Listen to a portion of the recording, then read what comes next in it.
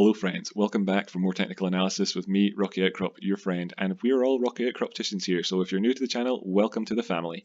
And this video is going to be a sort of 2-in-1. You've got your shampoo and your conditioner in this video.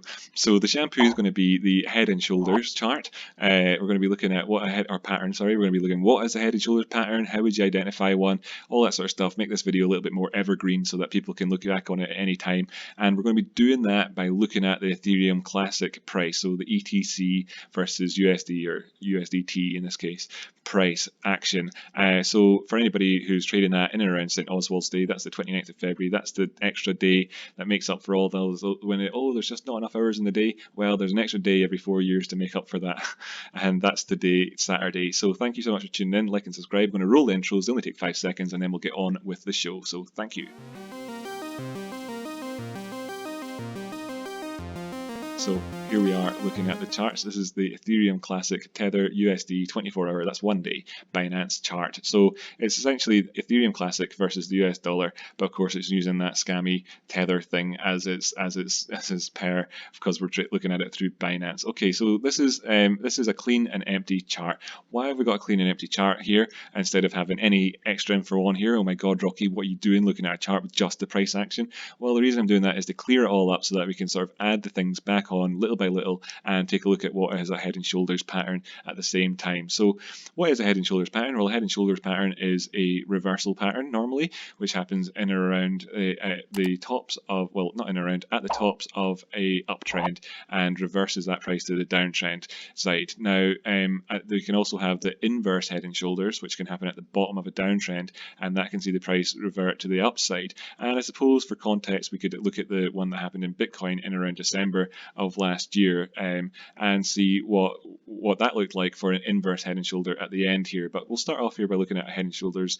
And what defines a head and shoulders? Well, you've got a shoulder, a head, and another shoulder. So you've got the prices are coming up, then they make a high, they go down a bit, then they go up higher, and then they come down again, then they go back up a bit, and then they go down again. And that sort of shape, which is I would probably have thought it was more like a cactus, cartoon cactus or whatever than a head and shoulders. It's kind of because the shoulders are like that, you know. It doesn't really make any sense. It's not. I don't think, you know, it's like shoulder pads, like Michael Jackson 1990s shoulder or something like that. I don't know, weird shoulder head and shoulders like that. That's your head and shoulders there. Okay, so maybe that'll help clear things up. Some people don't necessarily get that straight away because the head and shoulders is not so flat like you might think a head and shoulders would be.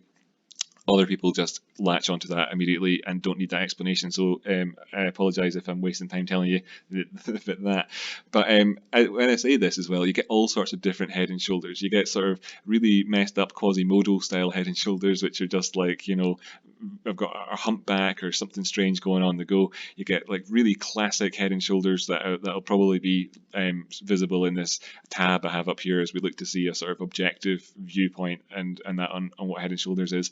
And you also get head and shoulders which could potentially be like this, where they've got kind of 3 heads in one. The Targaryen 3 heads become the dragon, whatever that crack was in Game of Thrones, I can't remember. So you've got like Daenerys, Jon Snow, and Tyrion here, or something like that. I don't really know, but this could be a shoulder here on the left, 3 heads, or just one big wide head, a hammerhead shark or something. And then down here you got another shoulder potentially, and this could potentially be a head and shoulders for us. And it's a little bit scuffed up, a little bit messed up, but then again, we don't operate in a perfect clean textbook world. This is the real world, and things often work out differently to how they do in the textbooks. So speaking of textbooks, then let's dive on over to the this website here and take a look at what this thing says. So this is stockcharts.com. I don't use stockcharts.com, but I imagine it's a website that's been around for a while and has good information on it. Who knows? And what did they say a head and shoulders is? Well, it's a reversal pattern forms after an uptrend. We've covered that. Trend reversal, covered that.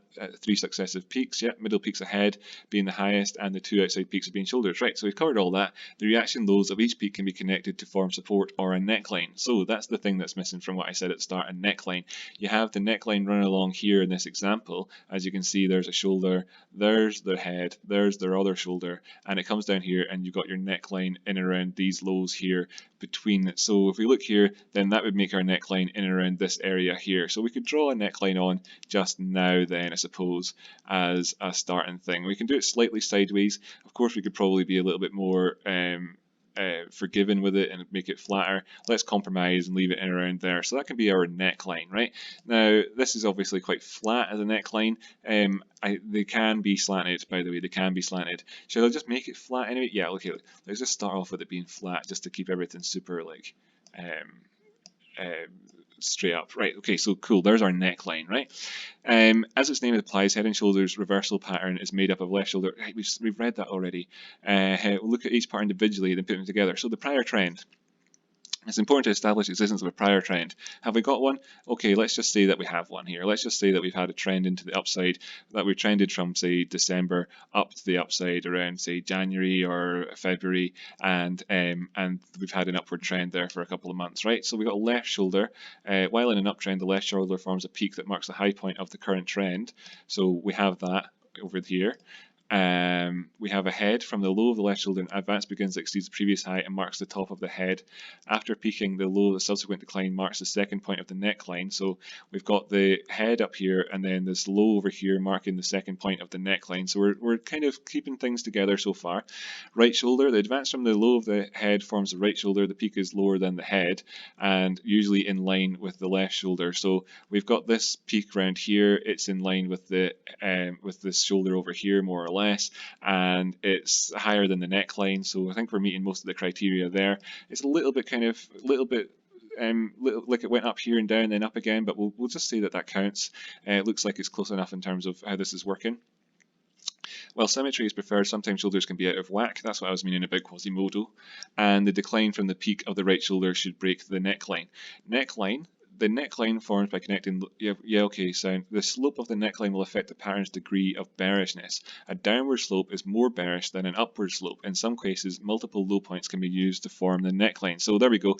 I didn't want to get ahead of myself and make a slope on the thing too much, but we can see we can see that the neckline can slope up or down or be horizontal, as it says there. So let's just satisfy our sort of OCD about this and connect up just the lows of these wicks and make it a slant there, and we can say then, okay, so it's an upward slant, so it's not quite as bearish. The slope of the neckline will affect the pattern's degree of bearishness. A downward slope is more bearish than an upward slope. So we've got a slight upward slope, so it's slightly less bearish, okay?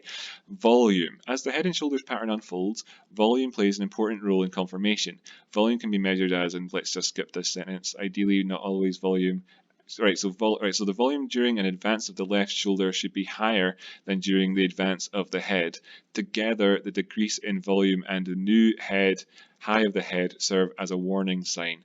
The warning sign there being that, well, actually this explains it itself. The warning sign comes when the volume increases on the decline from the peak of the head, then decreases during the advance of the right shoulder, right? So the psychology behind that is that we just haven't been able to do it as well. You know, the volumes come in and we haven't been able to succeed at things. So it's kind of, you get this sort of negative feeling in the market of that there isn't that the positivity that started you off towards making that right shoulder then tapers out, and you think, oh goodness, we're not even going to do better than we did that other time. And after that we went up higher, but now we're not even getting any much higher than that other shoulder. And you can see the psychology sort of coming into play there. But let's just double check here. It says, ideally, but not always, volume during the advance of the left shoulder should be higher than during the advance of the head, right? So let's now then put our volume back on here. And so volume during the advance of the left shoulder should be higher than the advance during the head. Then it comes down here, and then the volume then tapers off, does it not? And then increases as you're making the right shoulder. Does it say that? Decrease in volume, and the new head of the high serves a warning sign. Next warning sign comes when the volume increases. Yes, the volume increases on the final decline from the peak of the head. That's what it's saying here. So final decline from the peak of the head, we have an increase in volume. You could say so, I suppose, here. And then you've got so the neckline break. That's the next step here. Neckline break. The head and shoulders pattern is not complete, and the uptrend is not reversed until the neckline support is broken.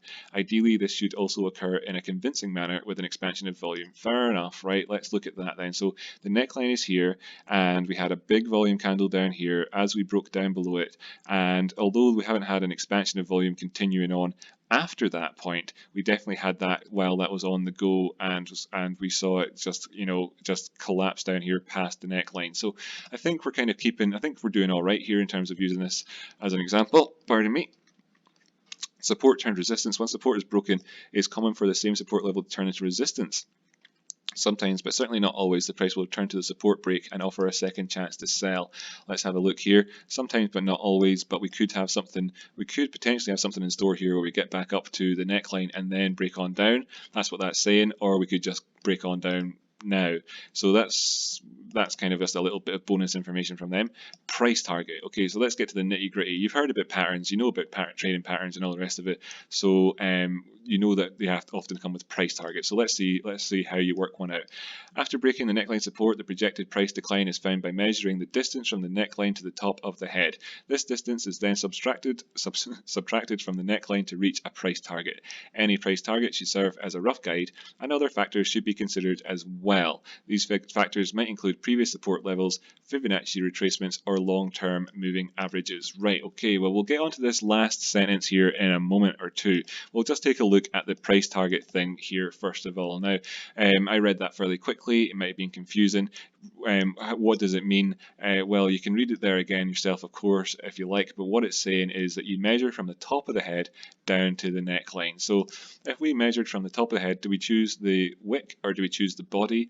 That's a hard one to know. Let's choose the wick in this instance, and let's go to the neckline here. So you could potentially have, this would be, because we chose the wick and that's furthest away, we'll call this the greediest possible measured move that you could get from this particular head and shoulders. We've drawn it from the highest point there down to the wick, and then he says, the guide there said that would then go from the neckline down to down the way, and that would be your measured move. So the measured move in the back of this, as you can see, the wick up here is about $13.23. The neckline in around there was about $8, so you're talking a $5 move really. So the price here is about $8.30, and the measured move takes us down to $3. Now, when I normally do this type of analysis, I don't need to use these all of these things, really, the lines, to actually do it, because I think once you understand what you're looking at here, you don't need any of these visual aids to really do it. Although if you're a visual person and that works better for you, that's fine. Door just knocked. I'll have to come back in a moment. So anyway, right, that's that digression over. Sorry for the interruption.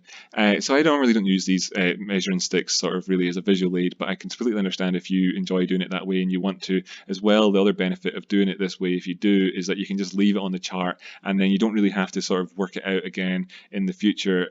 But like I said as well, that was about a $5 move there. So really I'd just be looking to where the price is at the neckline and say, oh, the neckline here is around about $8 and something. So a $5 move will take us down to $3 and something. And that's kind of how I use these things on a sort of day-to-day basis. But you can use them, you can absolutely do this here with the measuring sticks and all, that's fine.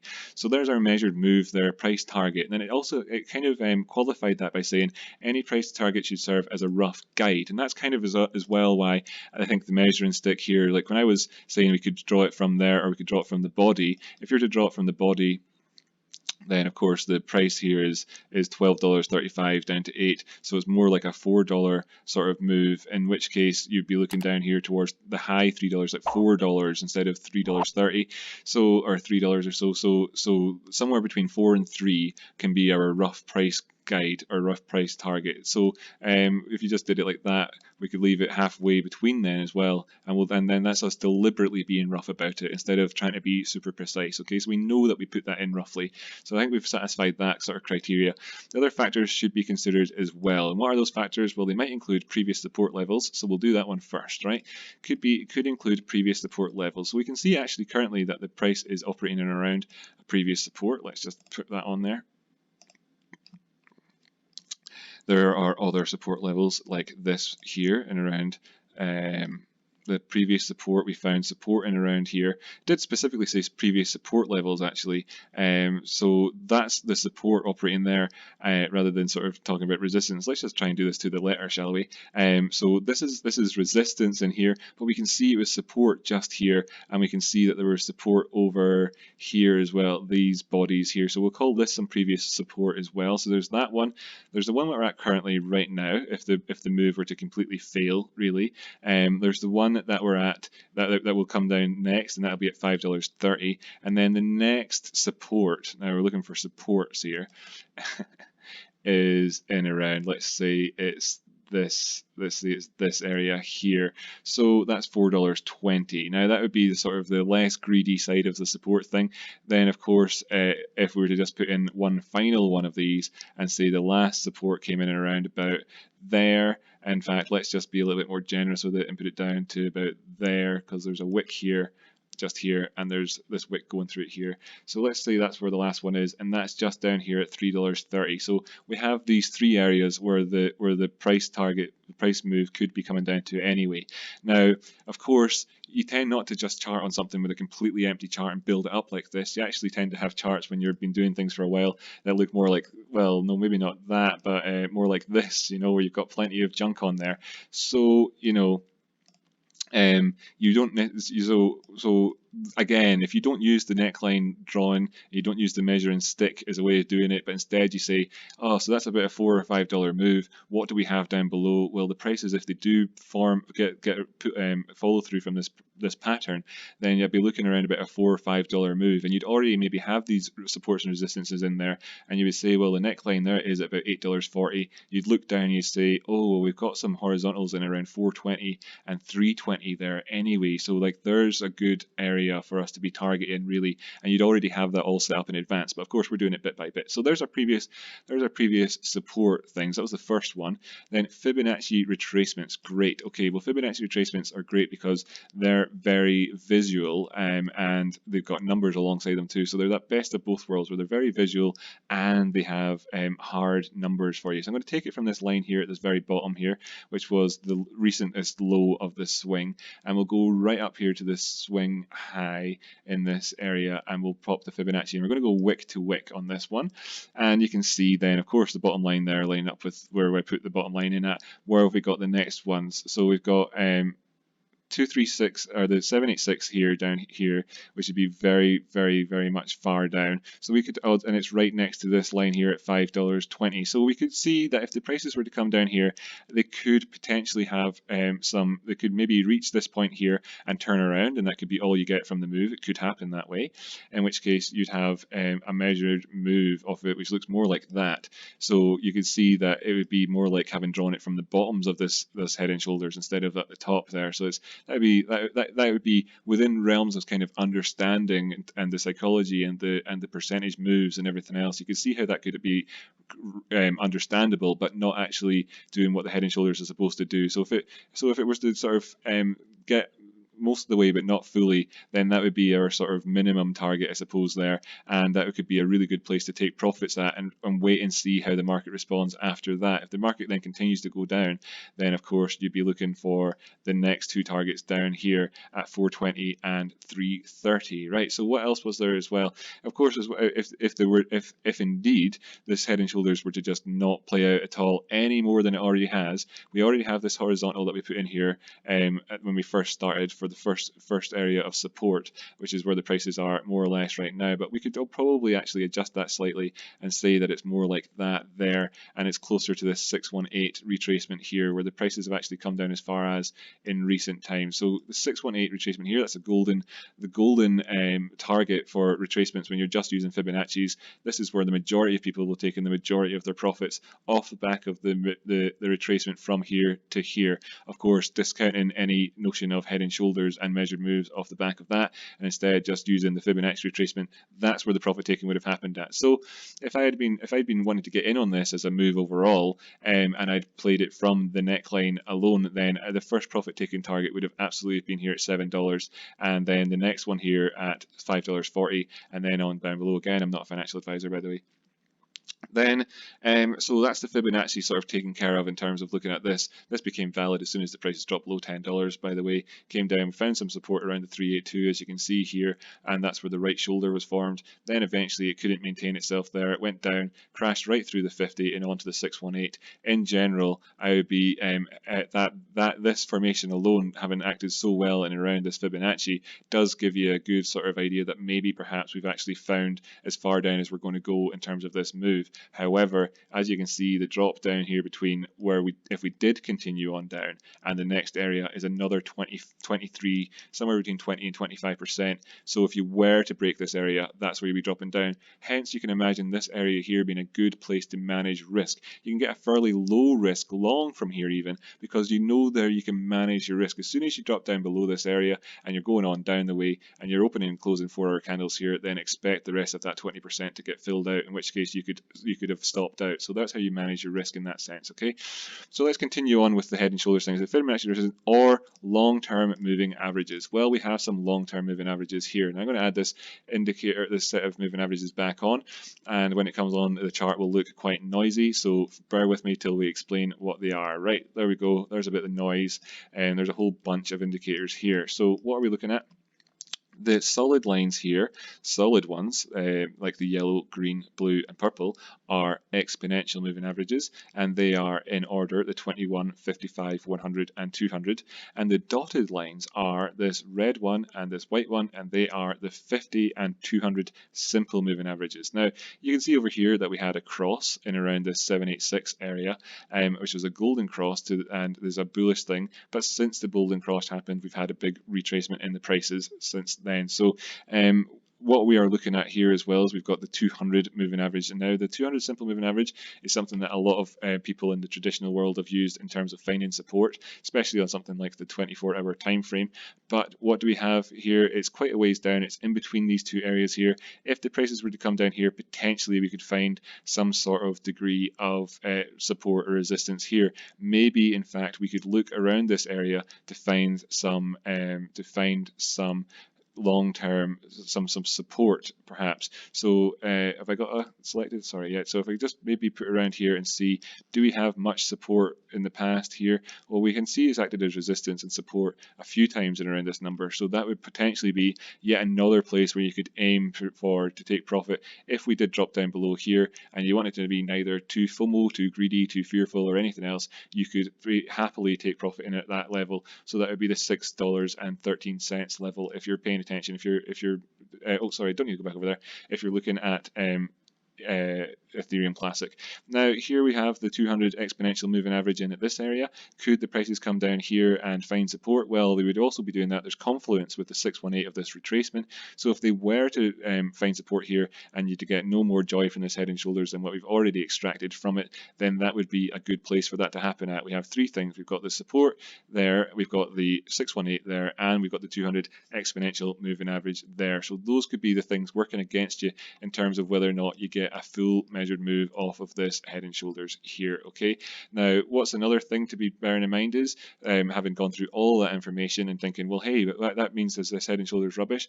What if we put the neckline up here instead, where instead of using the wicks of the candles like we did at the start, we actually just used the bodies of the candles. Now maybe this is a more sensible way to do it, and we can learn something better by doing it this way. So if we just take our measured move again, and we're going from, say, the bodies to the bodies, and at first I did sort of wick to wick. As you can imagine, that's the most greediest outlook. Here's the sort of least greediest outlook, and we just do body to body in terms of this, so it's best to keep those things consistent, by the way.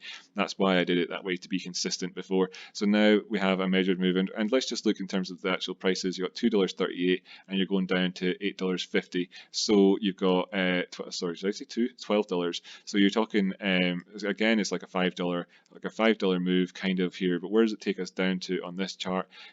Here, well, it takes us down as far as the same sort of areas as before, so we're not seeing anything particularly different doing it body to body, which of course is interesting. I suppose all the ETC traders out there won't be particularly interested, but what if this was just the move? Does it line up here? Does it make any sense here? Not particularly. What if you're to go just lower end of this here, wicks down to the neckline? Would that make any sense at all? Not really, by the way, in terms of head and shoulders. No, so there isn't anything playing, so we can't say that despite the fact that this has dropped down as a result perhaps of this pattern, that this move is finished playing out yet. So what are we looking at then in terms of, well, is there anything else to be learned from this chart, from this website? This is going to go and give us an example of one. Okay, it's got something in bold. Let's take the minute to read the bold stuff.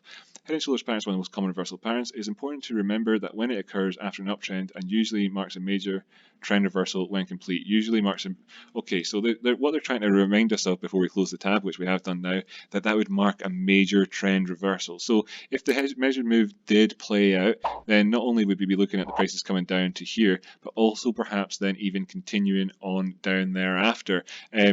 Obviously, you could have a retracement drawn in, but this would be a trend reversal, a major trend reversal, where potentially you could see further downside action thereafter. In which case, if you were to be taking profits in around those other zones, and again, I'm not a financial advisor, you would be able to take a step back, have a clarity, sober mind, clarity of thought, and to think about whether or not you'd like to re-enter into a position to capitalize on a potential continued downtrend, or if indeed you would draw a Fibonacci retracement in at that point. So let's just get ahead of ourselves then for a second, because I have now wrapped everything up. I hope that's been useful for you, and you've learned a little bit about head and shoulders and how to use them, how you would form them on the charts, and where you would then be not greedy to be taking profits at along the way, and where you could get into moves. Of course, as well, you want to wait till confirmation, and confirmation, as I said, happens after you've broken the neckline. So you would be looking to play shorts from perhaps as a re-entry at where the neckline is, if we can see some prices go up there, or perhaps some other area. But the neckline, and I'll put a horizontal line in there now properly, in and around this, perhaps this neckline here, would be a good area to short from if you were to do that. Now, I'm not a financial advisor, like I say. So, yeah, so what was I going to wrap up with? Well, I can't remember now. I think I've said it all. Yeah, so I think I said it all. I've rewatched this video, and at the end of it, I realised I've forgotten something pretty obvious then.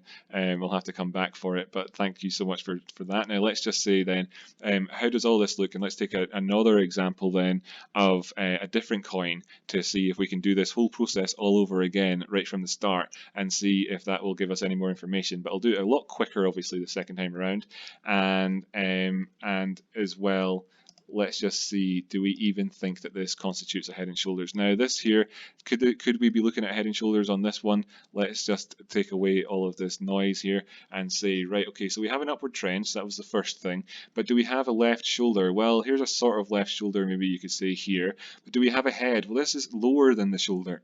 Okay, so that's lower than it. Then would we have a right shoulder? Well, if this could be the right shoulder, but it's not only is it lower, it's lower than the head, which would be right, but it's also way lower than the left shoulder too. So no, that doesn't really look like one. And then prices drop down after. So this here doesn't look like the head and shoulders pattern as it happens. And if we go down to a lower time frame, does it look a little bit more like it? Well, no, not really. Not with this particularly big drop down in the price action just here as well. That kind of takes a wee bit more away from the story. And the 4-hour time frame, does there like a stretched out head and shoulders here? Not really, not overall. Okay, so just then, for the people who just take a sort of minute out here and take a look at ENJ coin just real quick. Anyway, we put all of our stuff back on. I don't think that there's much point as well in exploring the volume side of things here, because this didn't look like a head and shoulders pattern overall. But I think that overall the effect of it has been quite similar. Now, let's just have a look and see. So we have support in here. This is a previous high, sorry, we've got resistance in there from where that was, and are we actually operating in an area of support currently? Not really. We're kind of below that area, and the next support really is coming in at around about that price there. So those two prices are 10 and 9, I think. Is this cents? Yeah, so 10 cents and 9 cents really. I suppose that makes a lot of sense. That's a 10% difference and everything as well. So yeah, so that's what we're looking at there. Moving averages wise, well, we've got the golden cross like we have really kind of across the industry. It seems to be that we're being supported in around these 200, the 200 and the 100 moving average. What's the oscillator showing us down below? If this is a downtrend, we've got lows that go along with it, so that's not divergent. The highs during the downtrend, they're also not bullishly divergent. So there's no turnaround sign in terms of bullish divergence, but equally there's no continuation sign in terms of hidden bearish divergence. So there's that. We've got the Bollinger Bands there. They're down at the bottom here, broke outside of them in fact, and then came back in. Quite often when you break outside, you actually then, after breaking outside of them, you kind of can return to the upside. So maybe there's a potential for this to be a turnaround area for the prices in terms of the Bollinger Bands.